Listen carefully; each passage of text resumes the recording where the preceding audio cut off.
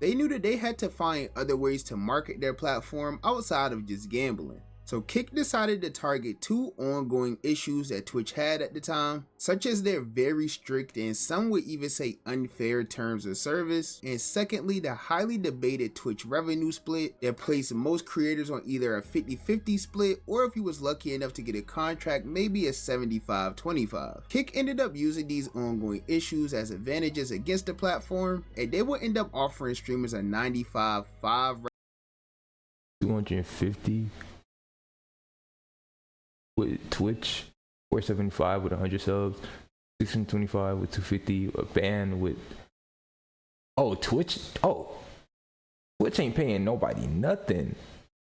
Look at Kick is just wow. Kick is definitely paying out a lot more when it comes to subs. That is insane. Revenue split, which of course is miles ahead of Twitch, even for those that do have a contract. But that's not all Kick would offer. They also told streamers that they would have the freedom of speech and also the freedom to really do whatever it is they wanted to. They're not really freedom of speech anymore. They're starting to crack down on that a lot more. And in my opinion, I knew it was going to be a matter of time, because like there's so much crazy shit that was going on Twitch. I mean, not Twitch, but on Kick.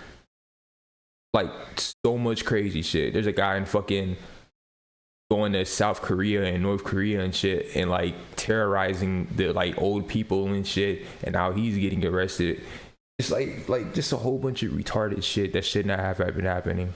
To do without having to fear that much consequence. Like you wouldn't get randomly banned without knowing what you did, or even get banned for long periods of time. So of course, with giving streamers more freedom and also offering them the ability to make much more money, of course they would end up landing a few big streamers very early on. Obviously the first streamer they signed was Adin Ross, and not only was he signed to a multi-million-dollar contract, which he claimed to be the largest contract in streaming history, he was also given a percentage of the entire company as well. And luckily this all happened for Adin, because shortly after he moved to Kick, he ended up permanently banned on Twitch, which ended up being a 2-year ban for what was supposedly an unmoderated chat. But this wouldn't be the only big streamer that Kick landed very early, because they will also land Bruce Dropomoff, who was one of the biggest Twitch streamers at the time. He ended up signing to Kick on May 31st, 2023 for what was rumored to be north of $80 million. That is a lot of what? Now, of course, y'all know we got to take all of these Kick numbers with a grain of salt, because you got Twitter pages. Bruce said he didn't even like Kick after that. Throwing out numbers, and nobody really know what's true. But these big names and big contracts. Imagine getting paid all that type of money, and you're still not like satisfied with the platform. I don't know what Kick was doing to Bruce, but there with Bruce, they made after the signing of Bruce, they would end up signing another streamer that was a pretty household name at this point and been at the top of Twitch streaming for years. We're talking about a streamer who goes by the name of XQC, and he reportedly signed a contract that was worth $100 million. Once again, take it with a grain of salt, but that's just the numbers that's been thrown around on the internet. And this trend of signing more popular Twitch streamers to all of these big contracts would continue with they sign streamers like Nick Merckx and Your Rage as well later on in the $100 million is insane. Signings, you would say Kick is really giving Twitch a run for their money. They're becoming a big competitor, and truthfully it did seem like they were going to give Twitch a run for their money very early on, but unfortunately all of this ended up being very brief, because on the downside it seemed like all of these big contracts and deals ended up being very bad business decisions for Kick. Starting with Bruce, who has signed to this platform and basically stopped putting any effort at all into his content, and I'm saying that as a huge Bruce Dropomoff fan, like I'm DEO for L. But when he signed over to Kick, if you was tapped in with those streams, you would know that he mostly just did reactions. Sometimes he was watching movies. There was times where you could go into a Bruce stream on Kick and he wouldn't even have his face cam on. And this resulted in Bruce taking a huge hit in his career. At times he even had under 1,000 viewers on the platform. But the thing was, once Bruce's contract came to an end with Kick, he ended up returning back to Twitch, and he saw immediate success when he returned back to Twitch. And he even had a few things to say about his time on Kick as well. Obviously, you know, I handled it behind the scenes, obviously. But yeah, Trainwreck said something about me losing the deal. No, I didn't take the second deal because they was trying to make me sign an NDA, chat. And you know, I am not signing an NDA. But it's all love to Kick, because you know what's crazy? They're still giving new and up and coming people opportunity. And they gave me one of the best opportunities I've ever accomplished ever in my life. But I done seen the worst side of this shit, and I done seen the best side of this shit. Worst side being on Kick for the year. Not gonna lie to you. Worst time I've ever had in streaming. The beginning was cool. You know what I'm saying? It killed my motivation for it because it was no creativity within it. It's just do the craziest shit or you're lame. Now, unfortunately for Kick, this ended up becoming a trend for all of the big name streamers they had signed. Must be a shitty ass cycle to live in. Like, you have to do the most craziest shit on live stream just to have just for you to, like, nah bro, that's insane. I could not do shit like that. Streamers like Your Rage I'd rather see her just play ended up fucking game. completely leaving the platform high and dry shortly after their Actions and contracts shit. ended. This is where the downfall of Kick originally started happening, because when all of these big creators left, all of their following and viewership left along with them. Kick, bro, I don't know what type of ego y'all got going on right now, but y'all niggas need to remember, you niggas need us. Niggas don't need y'all niggas. I don't know if y'all niggas forgot. I don't know if y'all lost the plot. But y'all niggas got the game f***ed up, boy. What the fuck my predicts? You look at the app a year ago when the first drop, you look at the app now, no changes. I ain't gonna care. I don't give a f***. I'm sorry. I'm not talking. If the shit is shit, He's talking this shit. He's talking this shit now. Don't even worry about it. Chat, I ain't gonna lie. I swear on my life I'd be on Twitch right now, but I ain't trying to get in no trouble if I don't fulfill my oblig. Cause this DLC is like 60 hours long. There's no way I'm completing my full Kick hours with beating this DLC. It's impossible. I get it, and either way, bro, I just want to say thank you publicly. Rage I will was text you done with privately. Kick. I will say thank you Oh, publicly God, for that helping nigga me was done with it. kickstart Kick Up, bro. You know, it really means the world to me. You're a good friend. I know you really solely did come because of me, and you know, I do appreciate you, and I wish that you had a better experience the first time. But if you end up making a decision to stay, maybe the second time, you know, hopefully you can live up to all that. But bro, you know, it's all love, bro, and I appreciate you. And to make matters even worse, in the midst of all of this, Kick will also start becoming What's good, gang? known What's for good, pure gang? I'm just not seeing your degeneracy. chat. There was a bunch of weird content going on all over the platform, from IRL streamers like Jack Doherty tainted the platform, to even streamers on this site flirting with minors as well. Kick quickly just developed a really bad reputation, which didn't really help the situation much at all. Really, the only hype Kick had outside of Aiden Ross and Neon was streamers like Fuzi and Vitali, who both had a very short-lived Kick career that mostly died out after each of them got into some legal trouble. Obviously, Fuzi has had multiple mental battles, and Vitali, I think, is currently facing like 20 years in. Oh yeah, he's getting locked up. He went to the Philippines, if I'm mistaken, and went to do all this crazy shit on stream. Like, literally, there was a thing where he was on stream. He went inside of a restaurant where the people were working, and he went behind the counter talking about, like, I have to go to B, I need the bathroom, like, and started fiddling with the food and stuff. Just doing a whole bunch of like nefarious shit in the Philippines, and they were not having none of that shit. Where now he's like facing up to 20 years. Prison. It's like, is it even worth it at that point? Is it even worth it? Like, in 20 years, I don't even think streaming is going to be what it is right now. Like, I think everything what we're doing, like streaming and shit, I think this shit is going to be way completely different. Overseas somewhere. So it definitely was looking very bad for Kick, because all of the big streamers they had left and all of the other streamers they had Dude that is had big gruesome as hell. hype ended up getting into some form of trouble that really hindered their streaming career. So after this, Kick quickly learned their lessons with giving out these big multi-million-dollar contracts, because once streamers got these contracts, they ended up just slacking on their content and then leaving once the contract was over. So this ultimately led to Kick just not giving out contracts anymore in general. Instead, the platform would introduce a new way to pay creators and recruit them over to their platform, not by giving them big deals, but by simply making a list of requirements that streamers had to achieve in order to get paid by the hour, similar to like a regular job. And this process would become known as the KCIP program. And from what I've seen so far, it looks like creators are making a lot of money off of it. $90 for 2. I want to figure out how to make money like this off of Kick. Kick ain't paying me this type of bread yet. What I got to do? I've been streaming on Kick for a good like 4 months now. Pay a nigga, come on. $90? What? 2 hours, that's $45 an hour, bro. A lot of money off of it. $90 for 2 hours, that's $45 an hour, bro. You took a long break, yeah, but this was when my stream messed up. See, that's actually like really good. $45 for What the Yo, $345? What? 3 hours, messed up. See, that's actually like really good. $345 for 3 hours. That's at least $100 an hour. Rich. How's that rich?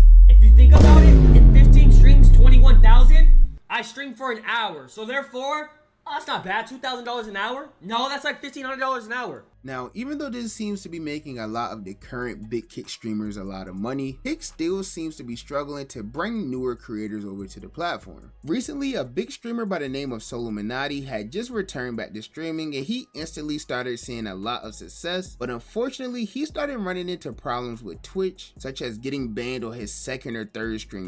Bro got banned twice. Not once, but twice.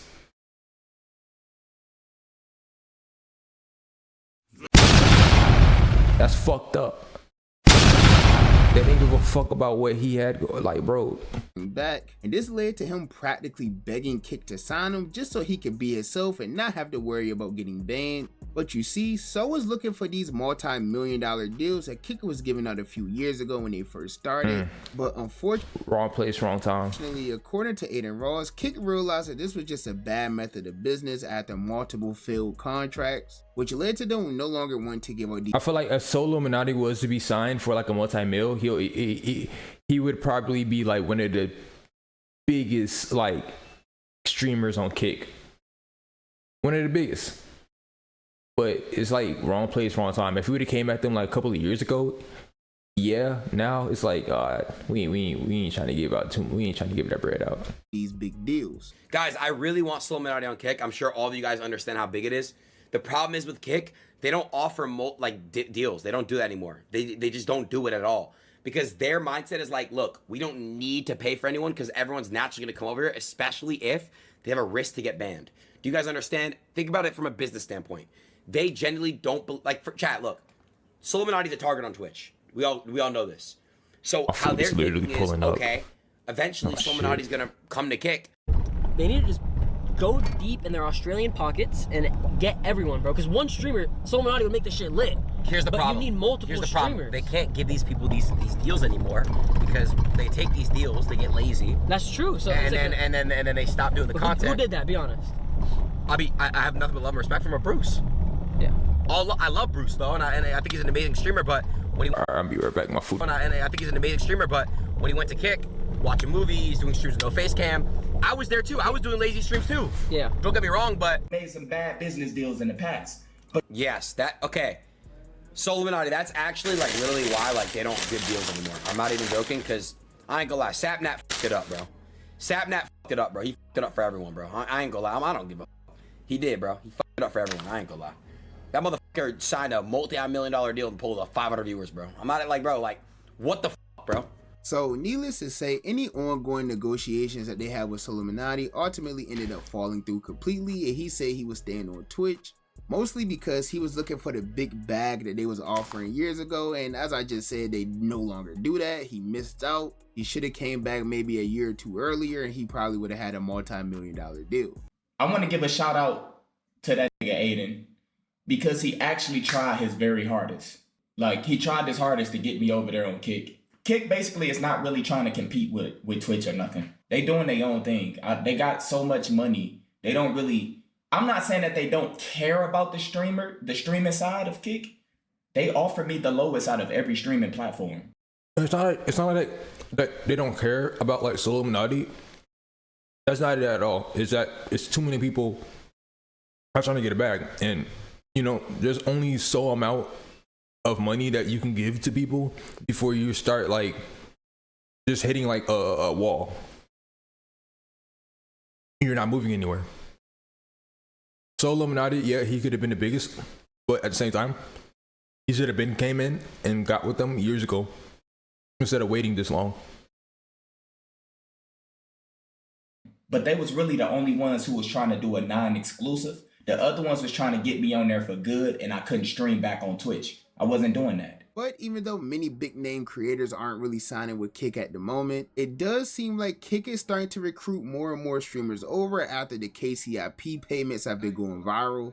I've seen a few creators like Asmongold start duo streaming on both Kick and Twitch, and apparently so far with the KCIP program, Asmongold had made his entire month of Twitch revenue in just a few days over on Kick. What is this?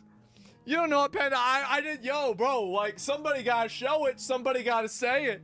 I know Tectone was talking about multiplicative. I'm looking at numbers. I'll show you the fucking graph. You want to see the graph? No. They're not giving out like the bag anymore to like, they're not giving out contracts anymore, right? But I feel like they're still one of the highest streaming platforms that you could be on if you really want to make a lot of money right now. Like a lot of money. Being on Kick right now is one of the best platforms to be on. That's how I feel. I don't think nobody can change my opinion. We put it down. So there it is. That's 2 days. That's 2 motherfucking days. There it is. And yeah.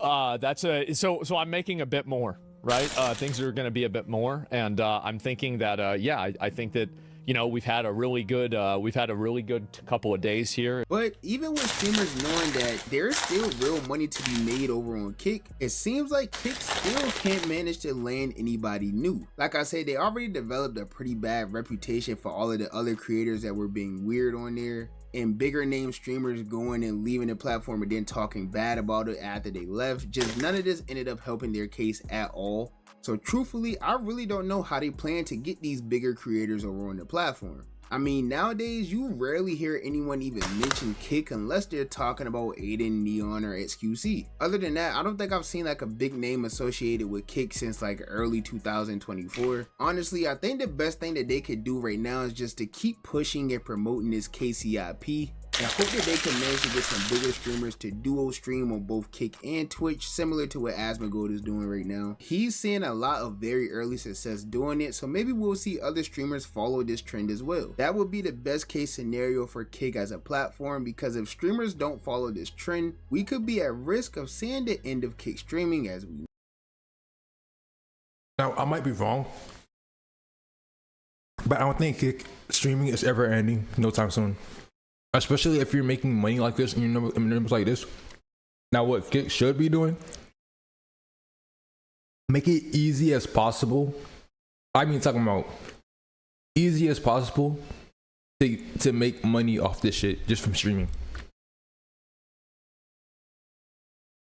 No crazy numbers like you have to have like 50 people watching your shit to get paid and no. Make it real so easy so you can have a fluctuate of people who are coming into the app. And then if you want to change it up out of nowhere, out of the blue, you could do that, because at the end of the day, you already had got the people. Even if a few people leave it, there's still the people who came in and made the money that they need to make off of it. They're gonna stay and they're gonna stick to it. And their fan base is most likely going to stay too and stick to it. Yeah. No. That was how Kick streaming failed in 2 years from A Bendo. Good as YouTube.